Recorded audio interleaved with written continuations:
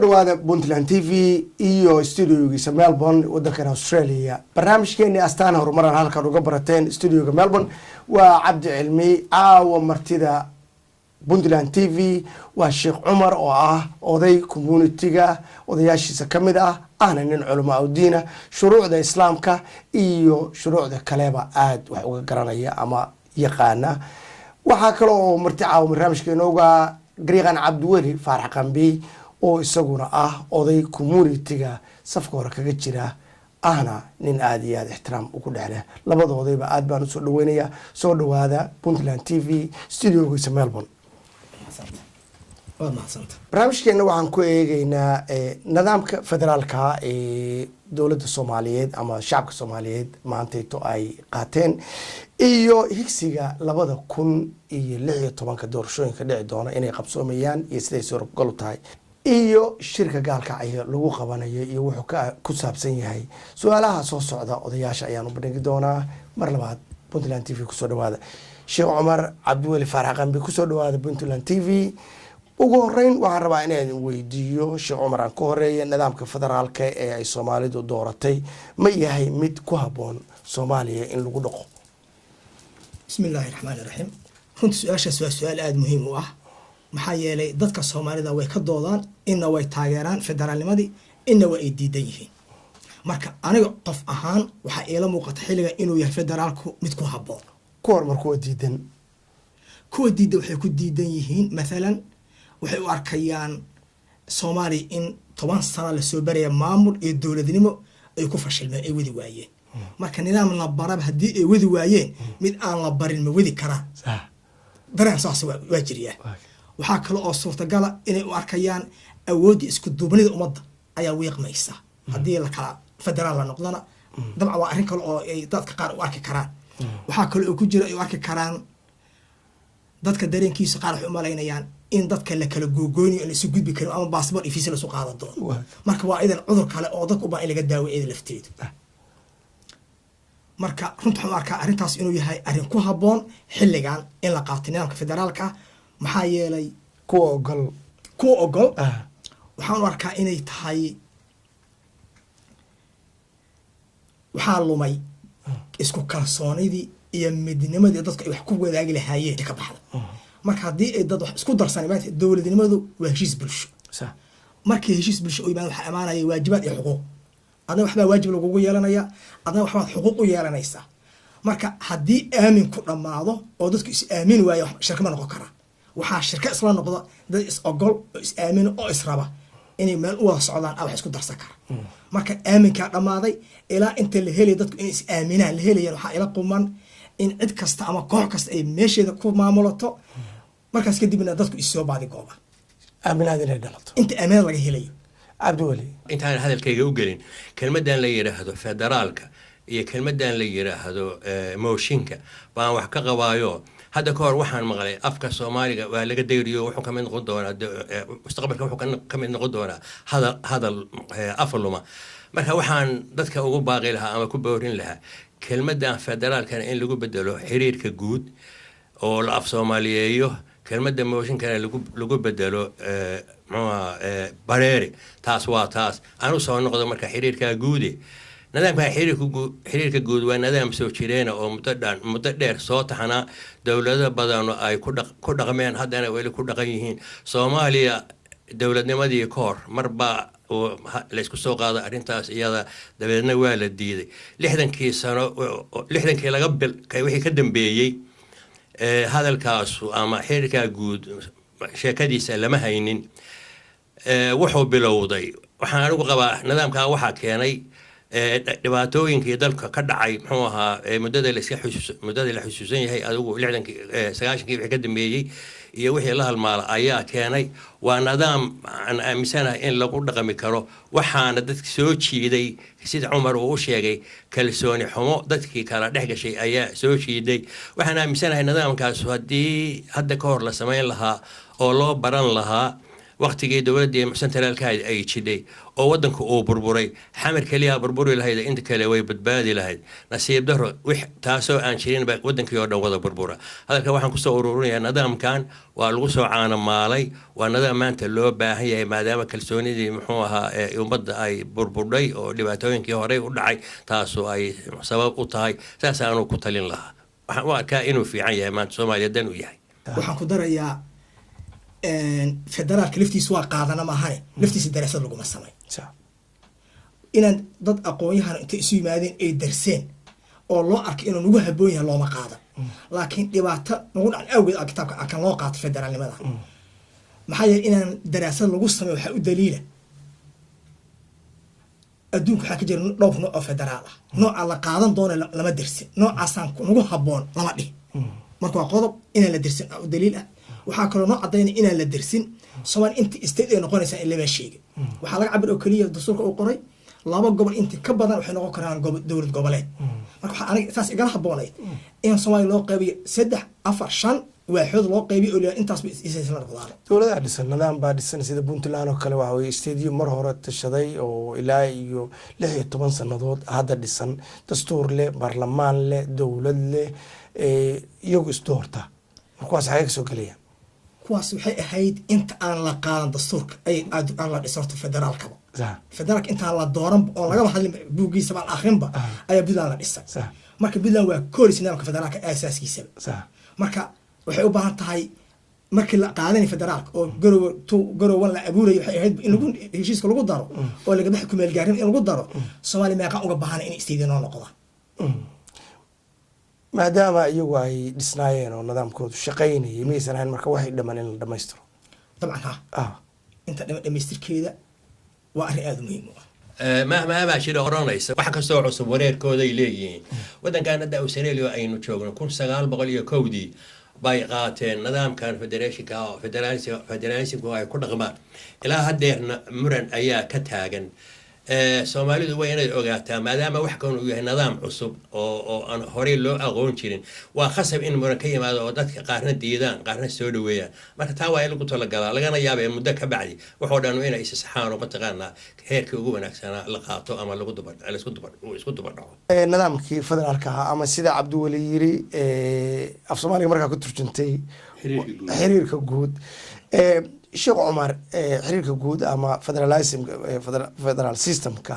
haddii aynu haddana ku noqono waxaa jirta dowladdan Australia oo aynu joogno waad ogtahay oo caasimaddu waa Canberra dowladaha la midoobay caasimadana stateyaduna waxa weeye waxay leeyihiin nidaam baarlamaan bay leeyihiin dowlad waaye dowlad kale oo dowladda weyn ka ah xubin ka ah dowladda dhexe marka dowladda dhexe waxay halkan hadda oran kartaa dowladda Victoria ama Queensland waxay oran kartaa nooma iman karo wasiirka difaaca oo federaalka marka Soomaaliyana dad badan baan aad u fahamsanayn bal dowladaha dhisani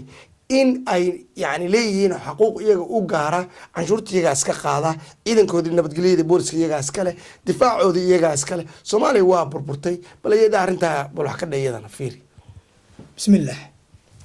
horta dowladda federaalka oo dhexe iyo ku isteedyadu waa wada shaqeeyaan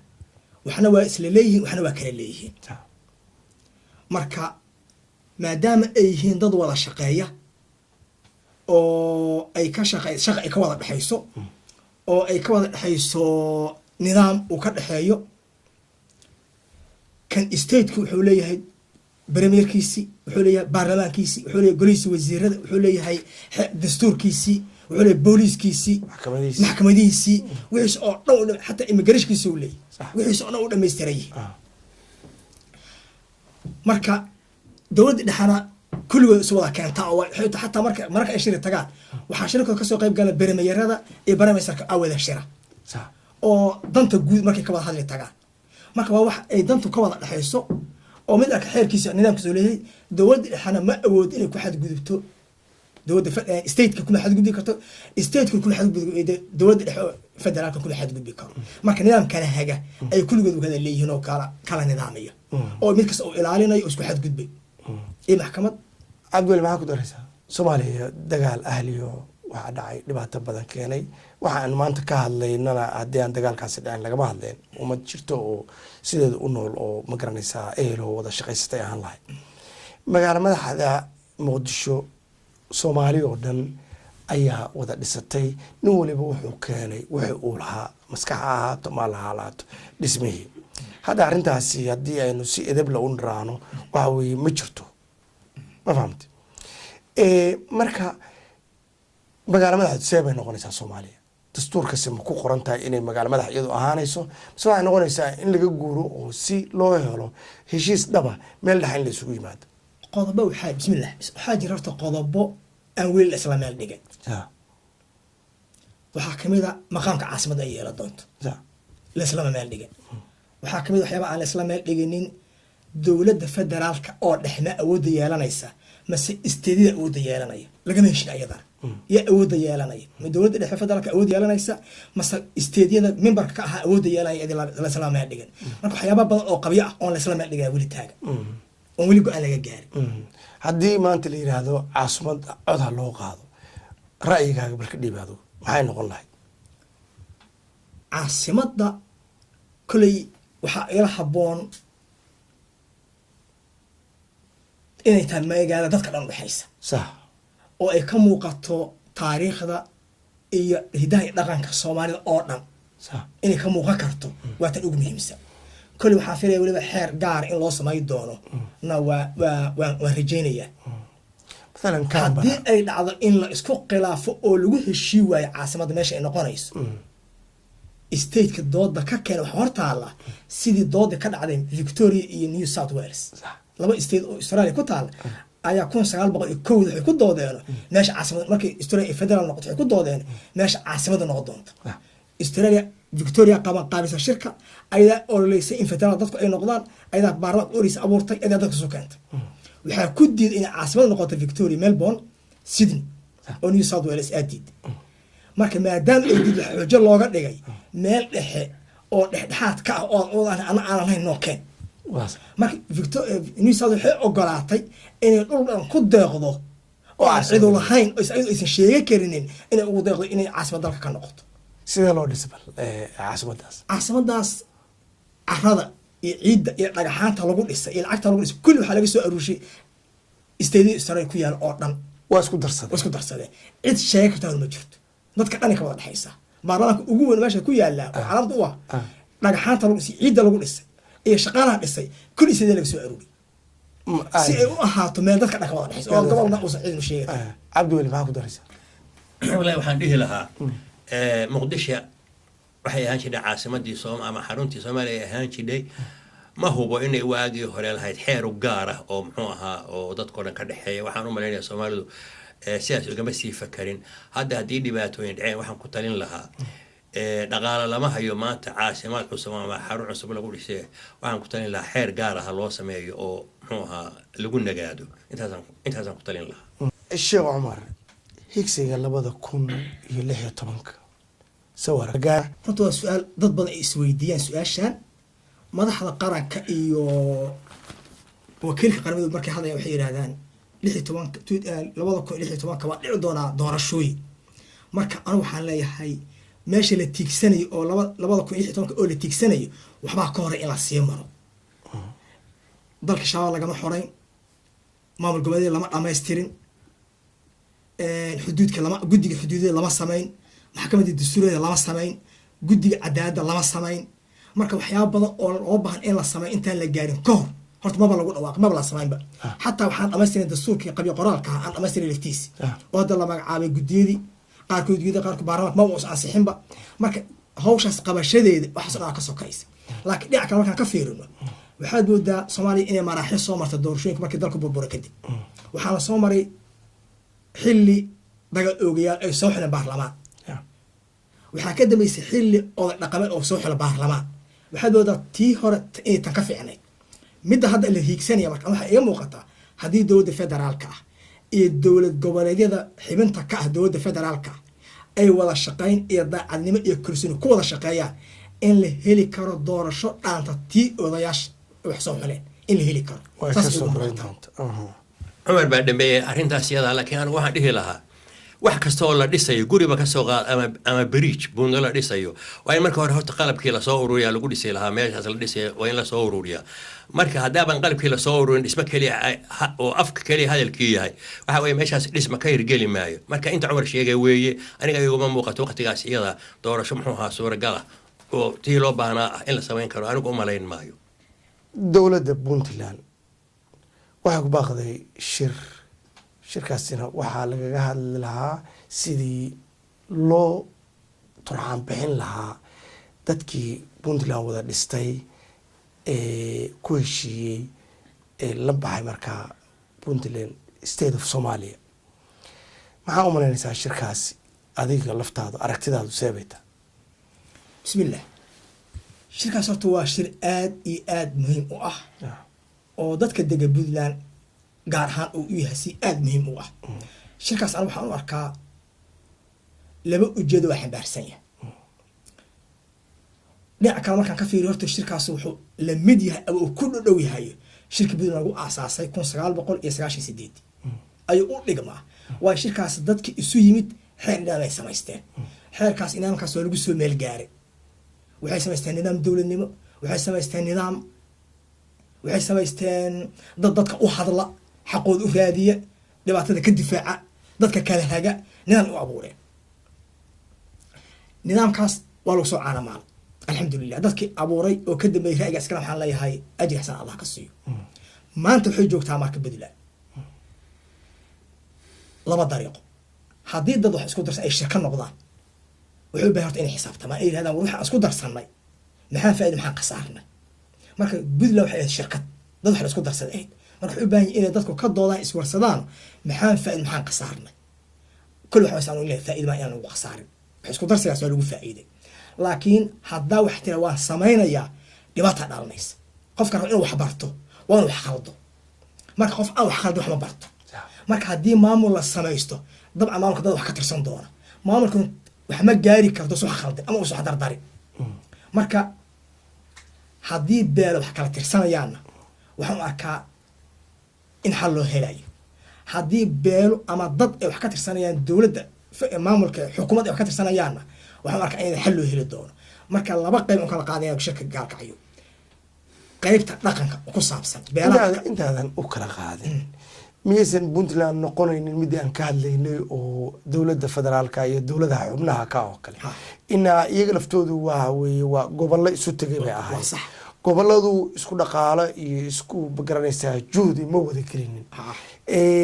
canshuurta la bixiyey iyo dhismaha dowladnimo oo jirtaa isku mid ma aha iyada maxaa ka leeda horta waxaa la qiimeeyaa laba shay tirada dadka meesha ay degan yihiin canshuurtan ayaa bixiya waayo ayaa bixiya wax isticmaala wax gata iyo meesha badcada loo iibgeeyo meesha ay dadku ku nool yihiin marka dadkaas canshuura dowladu ka heshaa dadkaas waa taxi payers horta qiimo gaar ay leeyihiin waa qodobka labaad haddii la in ciidan la abuuro dadka deegaanka ku badan waa ciidanka laga sameeya marka aydan waxay leeyihin tixgelin labaad oo gaar ayagu ay yeelanayaan laakiin wax haddana waa la wada leeyahay marka laba qof wax isku darsadaan ay faa'iido wadaag ay noqonayaan percentage wax lagu wadaaga meeqa adigu aad 100% ku lahayd ana meeqaan ku lahaa haddaan labada isku darsanaa 20 kun yani aad leedahay 15 kun ana 5 kun leeyahay ana waxaan helayaa 5 kun faa'iidadeed aad waxaad helaysaa 15 kun faa'iidadeed aad helaysaa shirka qaybaha aad muhiimadda uu kala leeyahay oo aad waadiga yiri moogtahay waa kala qaybiyo qaar waxaan siiyey isimadii qaar waxaan siiyey dowladdii qaar waxaan siiyey aqoon-yahankii qaar bal iyadana jilci bismillah isimadu puntland waxaan arkaa hadda kahor maqaalaan ka qoran isimada puntland waa muhiim cidda hadda website ka gelaysa way helaysaa isimada puntland waa muhiim puntland aasaaskeeda dooray ka cayaareen inay jirto xoogay ka cayaareen door fiicanay ku lahaayeen inay weli taagnaatay door fiicanay ka cayaareen waxay doorkaa ka cayaareen xubnaha baarlamaanka eegaa soo xulo qiimo gaari ku leeyihiin marka haddaysan jiri lahayn odayaashaas puntland oo ismada ka uhu doorkii maanta cayaaraysa ma aysan cayaarin puntland door fiicanay ku leeyihiin hadday khilaaf u yimaadana dadka loo laab marjac u ah oo loo celiyo waa iyaga marka haddii beelo wax kala tirsanaya ama ee beelo xukuumad wax ka tirsanayso ama dhulka maqan puntland dhula ka maqan dhulka maqan Puntland la raba see loo xaliya in laga hadla la rabo dadka u xil saarto ismada dadka ka soo har ismada oo ama aqoonyahanka ah haweenka dhalinyarada dadka qurba jooga qurbaha ka yimid dadkaasna waxaan filayaa inay ku habboonaan lahaayeen in loo xil saaro Puntland say u tiigsan lahayd axzaab iyo dimuqraadiyad say u tiigsan lahayd dadka in loo xil saaro Puntland waxay leedahay baarlamaan 66 xubnood ka kooban warbaarkaana ma nagu filan yahay masoo badina masoo yarayna ayu inay go'aan ka gaaraan axzaab meeqaas u baahan ayu inay go'aan ka gaaraan xisbiga noocay noqonaa ayu inay go'aan ka gaaraan dadka wacyigelintiisa waayo dadka in la wacyigeliyo lafteeda waa muhiim haddii kale axzaabta laba qabin oo kala asal isu dilaya dhibaatay abuuri kartaa in laga baro moosay axzaab markaan aan taageerayno aan barano marka aniga adiga isku khilaaf inaan col aanan hayn aan barano ra'yiga haddii lagu kala duwanaado col lama aha dadku marka waxyaaba badan oo noocaas dadku u baahan in wacyigelin loo sameeyo marka intaas waxaa u xil saari lahaa oo ila muuqato inay doorkaas ay ciyaari karaan aqoonyahanka haweenka qurba joogta iyo dhalinyarada dadkaas aa ku habboon ay arsaas qabtaan wixii dhaqan ku saabsan horumarka tigsiga horumarka meesha la tigsanayo iyo wadada loo marayo dadkaas aa ku habboon cabdiweli maxaa ku daraysa Soomaalidu waxay ku mahmahdaa aan wada hadallo waa aynu heshiino dhaqankii Soomaalidu sidoo ahaan jiray qoyska Soomaaliga qaab dawladeed buu lahaayoo aniga cadeynaysan aaminsanahay ninka ismka wuxuu ahaa madaxweyne odayaashuna waxay ahaayeen cabinet dadka inta kale dhalinyaradu waxay ahaayeen ciidamadii bay ahaayeen iyo wixii xooga loo adeegsado shirkaas isaga waa sida Cumar yiri waxaan ku talin lahaa isimada kaalintii soo jireenka ahayd oo looga bartay in ay sidii looga barto ay ahaan jiray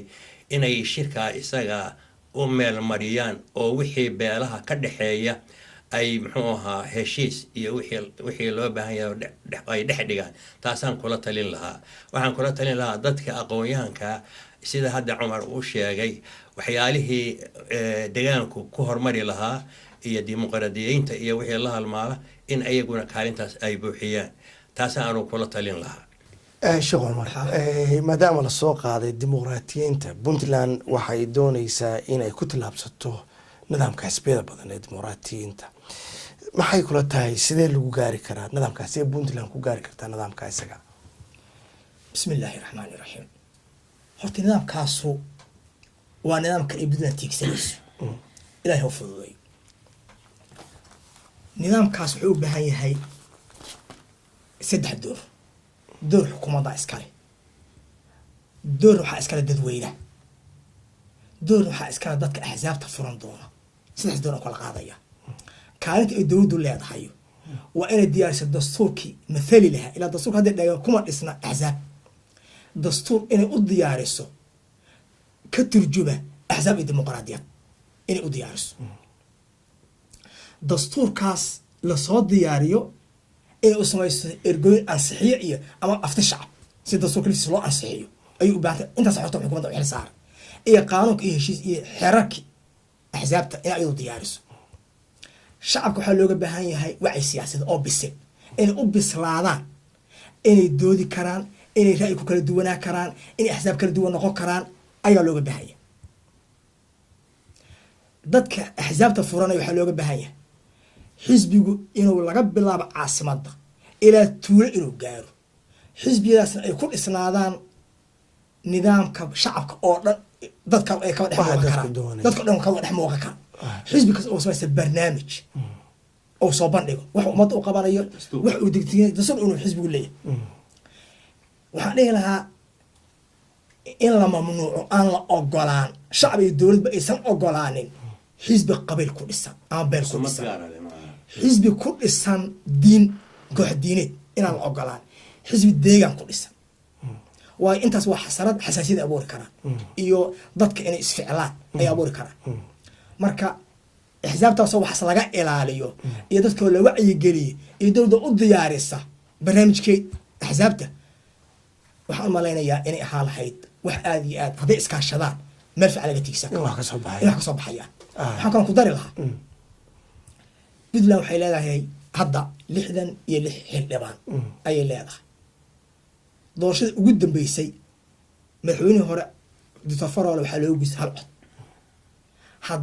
ayaa loo guulaystay waxaa sagtan ahayd oo khatar lagu galayo inay noqdaan 33 cod iyo 33 cod oo la kala cid kala saartaba la waayo marka waxaan dhihi lahaa Puntland baarlamaanka hadda ka socda la abuuri doono cod dheeriha lagu daro tir kala dheer oo kinsi ah laga dhigo sax si loo helo cod baan cod dheelitira codka si kala soo ekaan ugu dambeyntii Cumar iyo Cabdiweli dadka Soomaaliyeed halka idinka daawanaya maxaad kula talin lahaydeen ama fariintiina ugu dambeysay gaar ahaan Puntland bismillahir rahmaanir rahiim أنا وحن قدر نفتيذ إياه وماذا وحن قدر دارنا الله كعبس إن الله لقى بقى إن الله لقى بقى إن الله لقى بقى مرك الله لقى كدمنا للسماء وأصلح ذات بينكم ذاتك واحد إحدينا يا لا ولاجية واحد إذا كده حي ولاجية دين بان قد حيسا نور بان قد حي ضد بان قد حي حيدنا يا قرابنا قد حيسا وحنا حي أن ولاجين قف كستوي ولا يحسبك تتجع عن قصي haddaadan wanaag aan taageerayna ugu yara nabadgeli wixii wanaaga taageer haddaadan taageer diyaar u ahayna ugu yara nabadgeli dhibaato abuurtido haddaad dhima taxta aakhira laga weydiinaya adoo dib adoo inta aakhirteed buu kusii soconaya ha laga digtoonaado dhibaato iyo xasar in la abuuro dadka in final la dhex dhigo ha laga digtoonaado shacabka Puntland waxaa leeyahay isku duubnaad aan ku dardaarmi lahaa alla ka baqid iyo in isku duubnaadaanoo cidda xilka u dhibtaan ay ku ixtiraamaan مدة أو قبضنا أما الله قبضنا جانس كيس إلى السيف فرصة إلى السيف وبري لو الحساب تمام محط مضى أقواتي محط أنا أقوم هلو الحساب تمام عبدولي qof kastoo Soomaaliya oo wadnihiisa dhiig kulul dhexmar ayaa waxaan dhihi lahaa oo aan xusuusinaya burburkii Soomaaliya ku dhacay waxyaalihii laga dhaxlay waxa kamida dawladii Soomaaliyeed oo la waayay dadkii Soomaaliyeed oo gudaha mooyaane dibadaha u qaxay caruurtoodii oo muxuu ahaa afkii hooyo ka lumay qaarkood gaaloobeen environmentigii deegaankeenii oo muxuu ahaa la baabi'iyo dhuxushii dibadda loo iibgeysto xoolaheenii duurka oo East Africa iyo wixii la halmaala u qaxay dadkeenii oo badda ku dhammaaday iyo wixii la xoolaheenii aynu ka ganacsan jirnay oo boqolkii dollar oo dibadda ka yimaadaba aan 60 ka heli jirnay oo iyagoo dhidig carab loo dhoofiyo waxana la qashay waxana halka lagu tarmiyay oo hadda ka bacdi suuqaas uu ina ka xirmi doono qofka Soomaaliyeed inta ha xusuusto Soomaaliya dhibaatada ku dhacday waa ku dhacday waka dadkeedii xiriyaha Kenya uu ka buuxo qaar badda ay ku dhamaadeen ama muxuu suuqyada Suudaan iyo Liibiya u dhaxeeya waxana libaaxo ku cunay waxyaan muxuu laga ganacsado gabdhaheeni 1804 qof oo Soomaaliya baa waxaan ka aqrinaya in wadanka Ingiriiska inay ku xiran yihiin oo dhalinyaro dadka caynkaas meel kastoo Yurub oo dibadaha dad dhibaatadaas oo dhanba ka jira marka waxaan kula talin lahaa dadka qofka Soomaaliga war arintaas eego dalka haddaad wax u tari karo wax u tar haddaadan wax u tari karin lugooyo dheeraada oo inta ka badan ha ku darsanin waa mahadsantiin barnaamijkeeni astaan horumariya caawa martida ay nagu ahaayeen Sheekh Cumar iyo Cabdiweli inta ayaan kusoo gabagabeynaya intaanu dib dambe u kulmayno oo Cabdi Cilmi idin leh Ramadan Kareem asbuuca dambe iyo Cabdi Cilmi nabaday aad baa mahadsantahay Sheekh Cumar thank you aad baa mahadsantiin